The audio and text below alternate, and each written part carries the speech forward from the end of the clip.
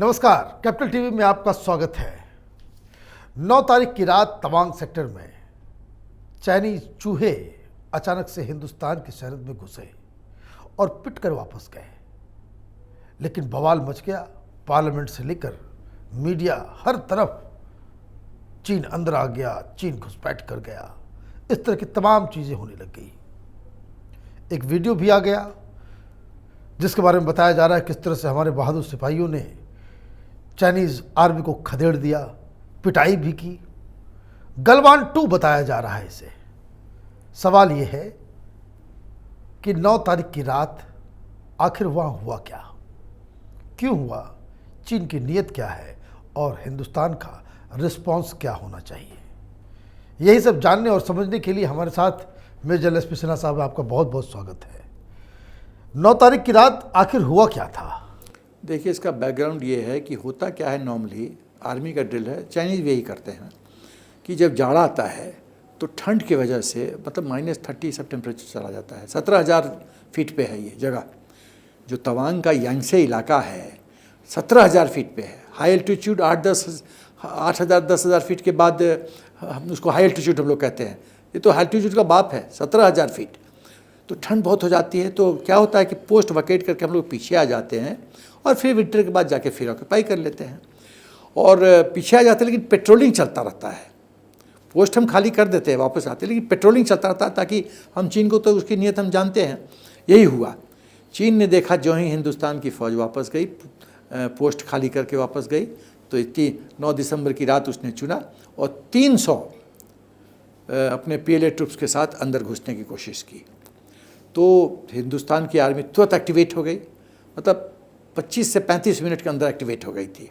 और उन्होंने जो वहाँ पर मौजूदा स्ट्रेंथ था उन्होंने उसका सामना किया और रीइंफोर्समेंट, हम लोग बोलते हैं आर्मी में रीइंफोर्समेंट 35-40 मिनट के अंदर आ गई और फिर 100 लोग करीब आ गए। तो 100 लोगों ने 300 की ऐसी भगदड़ मचा दी कि वो पूंछ दबा के भागे, बहुत मार भी खाए और उनका बैक पीछे वाला पोर्शन भी, उसमें बहुत चोट लगा बहुत लोग को। और कहते हैं कि हमारे 6 घायल हुए हैं, उनके 30 हुए हैं। और जो मीडिया में बात नहीं आ रही कि उनके 2 मरे भी हैं। यस, 2 मरे भी हैं, जो कि चीन छुपाती है, क्योंकि आपको याद होगा कि गलवान में भी उन्होंने छुपा दिया था कि 3-4 मरे हैं। और 57 हेलीकॉप्टर्स कैजुअलिटी इवैक्यूएशन किया था, 57 टाइम्स हेलीकॉप्टर 57 टाइम्स ऊपर नीचे किया था। एक हेलीकॉप्टर में 3 कैजुअलिटी उठाया जाता है, 2 या 3 मान के चलो, 57 × 3 2 सोच लीजिए, 122-23 वो कैजुअलिटी है। और चाइना कहता है 4 और हमारे की मीडिया कहती है कि 40-50। अरे भाई, 100 क्रॉस कर चुका है, मेरी बात मानो। 57 जब हेलीकॉप्टर कोई मूंगफली लेके तो नहीं गए थे ना, कैजुअलिटी वैकेशन के लिए गए थे। तो ये है। तो जब इसकी मुँह की खानी पड़ी तो चाइना ने सोचा था कि हम हिंदुस्तान आर्मी को बैकफुट में डाल देंगे, हम सरप्राइज एलिमेंट पेश करेंगे। सरप्राइज एलिमेंट तो हिंदुस्तान ने कर दिया। इतना क्विक रिएक्शन भूतकाल में कभी नहीं हुआ है, तो ये बहुत सराहनीय है। तो ये बहुत सराहनीय, बहुत। अब ये बताइए कि चाइना ये बार बार क्यों करता है, क्या है इसकी नीयत? इसकी मैं माओ त्से तुंग के ज़माने से मैं आपको बताता हूँ ग्रैंड स्ट्रैटेजी क्या है चाइना का। माओ त्से तुंग के ज़माने से 1 पाम 5 फिंगर स्ट्रैटेजी। और पाम है तिब्बत, जिसको चीन ने हथिया लिया, और फिंगर्स है नेपाल, भूटान, सिक्किम, अरुणाचल प्रदेश और लद्दाख। अरुणाचल प्रदेश एक बहुत महत्वपूर्ण फिंगर है, और भूटान में भी जो हुआ था समस्या, भूटान भी एक फिंगर है। तो उस दृष्टि लगी हुई, कुदृष्टि लगी हुई है चीन की 5 उंगली पे, ये 5 उंगली भी हमारा हो जाना चाहिए। उसके बाद जोंगहुआ की सोच कि चीन विश्व का सुपर पावर नंबर 1 बने, और इस सोच से निकलता है, जन्म लेता है विस्तारवाद। क्षेत्र बढ़ाओ। विश्व के 23 देशों के साथ चीन का टेरिटोरियल डिस्प्यूट है। और ताज्जुब की बात है कि सिर्फ 14 देश हैं जिसका बॉर्डर उसके साथ सटा हुआ है। इंडोनेशिया कहाँ चीन, उसके साथ भी उसका प्रॉब्लम है।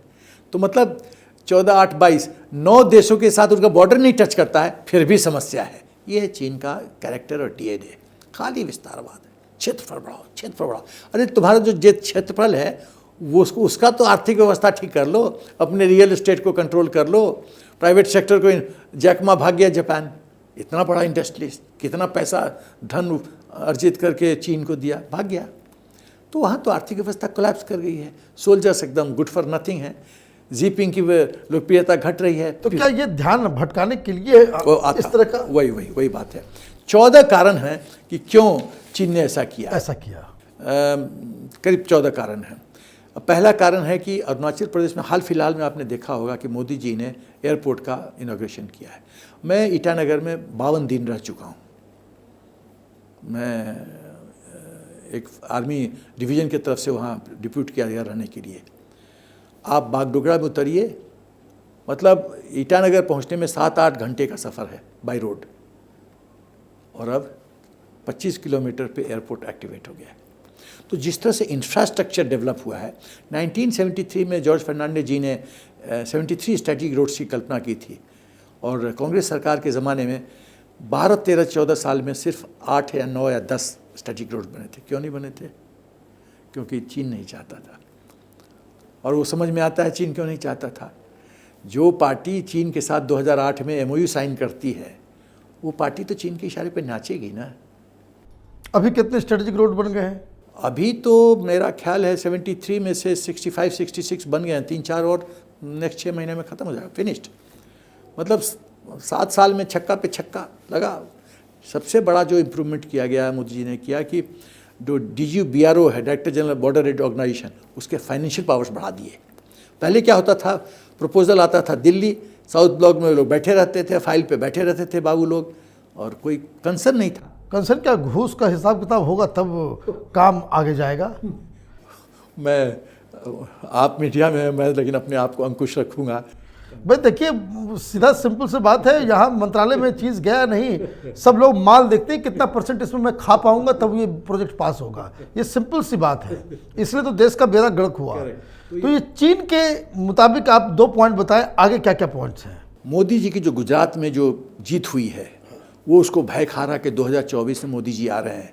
तो मोदी जी से पाकिस्तान हो, चीन हो, सबकी नींद हराम है। अमेरिका मतलब गोपनीय तरीके से कुछ ऐसे तत्व है ताकत में, डायरेक्टली नहीं अटैक करना चाहता, बट मुझे इन्फॉर्मेशन है अमेरिका में कुछ ऐसी ताकतें हैं जो मोदी जी को नहीं चाहती हैं कि वो प्रधानमंत्री बने। पुतिन जी ने सही कहा था कि वो राष्ट्रहित में फैसला लेते हैं, ये लोग को पछता नहीं है। जब मोदी जी कहते हैं कि हम गैस एंड ऑयल हमारी मर्जी, हम किससे लेंगे, तुम कौन होते बोलने वाले। और जयशंकर जी ओपनली वेस्टर्न कंट्रीज़ के एम्बेसडर को चुनौती देते हैं कि हमें रास्ता मत दिखाओ, हमको अपना रास्ता पता है। तो naturally people are not use to this language. लोग तो जी हुजूरी का लैंग्वेज सुनते रहे पिछले सरकारों से। ये तो डंके की चोट पे बोलते हैं हमारी मर्जी, हम करेंगे, हमारा जो राष्ट्रीय हित में होगा वो करेंगे। तो मोदी की पॉपुलैरिटी एक जो है दिक्कत है चीन के लिए। एकदम। प्रेसिडेंसी ऑफ G20 से प्रेसिडेंसी मिला है 1 दिसंबर से, वो चिंता का विषय है। Presidency of SCO, Shanghai cooperation organisation, वो चिंता का विषय है। फ्रांस कर रहा है कि हिंदुस्तान को वीटो पावर मिलना चाहिए UNSC में, वो चिंता का विषय है। मोदी जी का बढ़ता हुआ स्टेचर विश्व में, विश्व का सबसे शक्तिशाली देश का प्रेसिडेंट मिस्टर बाइडेन दूर से ऐसे करके ऐसे कर रहे हैं, और मोदी जी ऐसे आशीर्वाद मुद्रा में है। आशीर्वाद मुद्रा में कोई प्रणाम कर रहा है, वो आशीर्वाद बताते रहे। ये क्या दिखाता है इक्वेशन? कौन कहाँ है खड़ा लैडर पे, सीढ़ी पे? कहाँ मिस्टर बाइडेन है, कहाँ मोदी जी हैं? ये तो भाई आशीर्वाद कौन देता है? जो बड़ा होता है। तो स्ट्रेटजिक सिग्नलिंग मैसेजिंग साफ क्लियर है। इंडिया की फॉरेन पॉलिसी, मोदी जी ने बहुत अच्छा काम किया मनीष की जयशंकर जी को फॉरेन मिनिस्टर बनाया। मैं ज़्यादा टिप्पणी नहीं करूँगा तो क्योंकि बहुत लोगों को पेट में दर्द हो जाएगा। मतलब he is doing a fantastic job, hats off, मज़ा आ जाता है, सीना गर्व से एकदम फूल जाता है, इतना अच्छा काम कर रहे हैं जयशंकर जी। भगवान मेरी नज़र न लगे, वैसे ही स्वस्थ रहें, ऐसा काम करते रहें। आज मोदी जी के दिशा निर्देशन पे ये झंडा पे झंडा गाड़ते जा रहे हैं, और बड़े प्यार से मारते हैं, गीला करके ठक मारते हैं। चोट बड़ी गंभीर लगती है, लेकिन उनके तो मधुर शब्द होते हैं जयशंकर जी। उसके बाद जो हिंदुस्तान के अंदर जो पॉलिटिकल जैचन्स हैं, उनको सही उनका जगह दिखाया जा रहा है। तुष्टीकरण की राजनीति और भी बहुत कई फैक्टर्स हैं। हिंदुस्तान की अपनी पहचान, संस्कृति, हेरिटेज, ये सब हिंदुस्तान को बताया जा रहा है कि इतिहास क्या है। चीन को ये सब पसंद नहीं आ रहा है। नहीं, अकबर द ग्रेट तो है, महाराणा प्रताप द ग्रेट नहीं है, शिवाजी द ग्रेट नहीं है। अरे वाह वाह रे देश, जो ग्रेट हमारे हैं वो ग्रेट नहीं है। लेकिन जो ग्रेट नहीं थे, मैं क्या बोलूँ अकबर के बारे में, कभी कभी रिकॉर्डिंग कीजिए, धज्जी उड़ा दूंगा। काहे का ग्रेट, कोई ग्रेट नहीं। उसके बाद इंडिया चीन के परिप्रेक्ष्य में हिंदुस्तान एक मैन्युफैक्चरिंग हब के रूप में इमर्ज कर रहा है। अभी चीन के अंदर से अमेरिकन जो कंपनीज हैं वो वापस जा रही है। इकोनॉमिक्स, भाई किसी बिजनेसमैन को इकोनॉमिक सिक्योरिटी चाहिए, पैसे का इन्वेस्टमेंट का सिक्योरिटी चाहिए, वो तो चीन में आज है ही नहीं। लॉकडाउन है, वर्कर कहाँ से आएंगे, आर्थिक व्यवस्था डमाडोल है। तो चीन को नज़र आ रहा है मैं दलदल में फंसा हूँ और मेरा जो कॉम्पिटिटर है वो तो 100 मीटर ढगा दौड़ा जा रहा है, मेरे को 10 कदम चलने में कष्ट हो रहा है, वो तो गैरअप कर रहा है। अभी इकोनॉमिकली 5th पोजीशन पे आ गया, अब 4th 3rd की कल्पना कर रहा है। जब ट्रिलियन डॉलर्स इकोनॉमी की, बिलियन डॉलर्स इकोनॉमी की मोदी जी ने बात की थी, लोग हंसते थे। डिजिटल इकोनॉमी की बात की तो लोग हंसते थे। आज डिजिटल इकोनॉमी का आपको पता है तो मीडिया में कितना ट्रांजैक्शन होता है। तो उसके बाद चाइना के परिप्रेक्ष्य में बात करें तो चाइना का इंटरनल प्रॉब्लम, इकोनॉमिक उसकी बुरी हालत, उसका जो कर्ज का है, बैंक में लोग जाके बैंक के सामने डेमोन्स्ट्रेशन देते, उनका अपना पैसा नहीं दे रहा है बैंक, और वहाँ के पुलिस आती है उनको लाठी मारती है। आप बैंक में जाओ, अपना पैसा भी कोई लाठी मारे आप सहोगे? बहुत टैंक आ जा रहा है, टैंक आ रहा है। उसके बाद पूरा जो रियल स्टेट है वो बुरी अवस्था है। जैक मा जापान भाग गया, प्राइवेट सेक्टर टोटली नेग्लेक्टेड है, और इम्पोर्टेंट कंपनीज बाहर निकल रहे हैं। पीएलए के अंदर ना खुश, मतलब पीएलए के अंदर 2 ग्रुप है, जी के खिलाफ काफ़ी लोग हैं, क्योंकि जो वहाँ के वाइस चेयरमैन थे मिलिट्री कमीशन के, उनको बहुत लोग को साइडलाइन किया गया, मार दिया गया, सीन से हटा दिया गया है। तो ये तो छूटता नहीं है बात। तो ये सब कारण था। कहने का मतलब ये है कि इंटरनल प्रॉब्लम्स और हिंदुस्तान के बढ़ते शख्सियत को जो है उसको डाउन करने के लिए इस तरह का चीज़ चीन ने डाइवर्शनरी टैक्टिक्स वो किया। घर में आग लगा है हिंदुस्तान, और सब विदेश में, चाइना पाकिस्तान में ये कार्ड चलता है। घर में आग लगी है ना, हिंदुस्तान का कार्ड उठा दो, फिर नेशनलिज्म जगाओ, देश खतरे में, देश खतरे। अब बेवकूफ़ लोग हैं, मान जाते हैं देश खतरे में। अब ये बताइए कि हिंदुस्तान का रिस्पांस क्या होना चाहिए? देखिए, हिंदुस्तान का जो मैं बोलने जा रहा हूँ, मेरी अपनी सोच थोड़ी सी कड़क होगी, कुछ लोग मेरे से सहमत नहीं होंगे, लेकिन जो लोग सहमत नहीं उनसे भी मैं कहूँगा, मैं उनको चुनौती देता हूँ कि मेरे सोल्यूशन के अलावा कोई और सोल्यूशन है जो लॉन्ग टर्म सोल्यूशन हो तो मेरे को बता दो, मैं आपसे एग्री कर जाऊँगा। ऐसा तो हो नहीं सकता है, ऐसा नहीं है। तो क्या क्या सोल्यूशन है? पहला कि जो जितने अपने पुराने एग्रीमेंट हैं, 1954 का पंचशील, 1993 का, 1996 का, 2005 का स्पेशल रिप्रेजेंटेटिव मैकेनिज्म, 2012 का working mechanism for consultation and coordination 17 जनवरी 2012 को साइन हुआ, ये जितने ये हैं, ये मुझे लगता है इनका यूटिलिटी कुछ नहीं है, ऑब्सोलीट हो चुके हैं। ऑब्सोलीट हो गए, और चीन उसका सम्मान नहीं करता। मैं एक बात कहता हूँ कि 29 नवंबर 1996 का एग्रीमेंट है, आर्टिकल 6 रोमन 1 क्या कहता है? Prevent either side from opening fire और कंडक्ट ब्लास्ट और Hunt with guns with in 2 kilometre of border LAC। और रोमन 6:4 बोलता है कि फोर्स इस्तेमाल नहीं होगा। क्या इसका सम्मान हो रहा है? भाई आप गन फायर नहीं कर रहे हो, आप लाठी में बार्ब्ड वायर लगा के भी तो अटैक कर रहे हो। हमारे 16 बिहार के जवान गालवान में कैसे मरे थे? तो क्या यूज ऑफ फोर्स नहीं है? तो जितने मैंने एग्रीमेंट, पंचशील एग्रीमेंट के बाद आपने 1962 किया, कहाँ गया 5 प्रिंसिपल्स? कहाँ गया 5 प्रिंसिपल पंचशील? तो ये सब खाली मेरे को लगता है कागज, फाइल, टॉप सीक्रेट फाइल रखने का कबर्ड में है जगह। तो मेरी सुझाव है कि इससे बाहर आ जाना चाहिए, इससे बाहर आना चाहिए और सस्पेंड कर दे। मैं ये नहीं कहता कैंसिल करो, रद्द मत करो, सस्पेंड कर दो टिल चीन के व्यवहार में परिवर्तन होगा पॉजिटिव, तो तब तक सस्पेंशन रहेगा। इसका फ़ायदा क्या होगा कि हम फायर कर सकते हैं।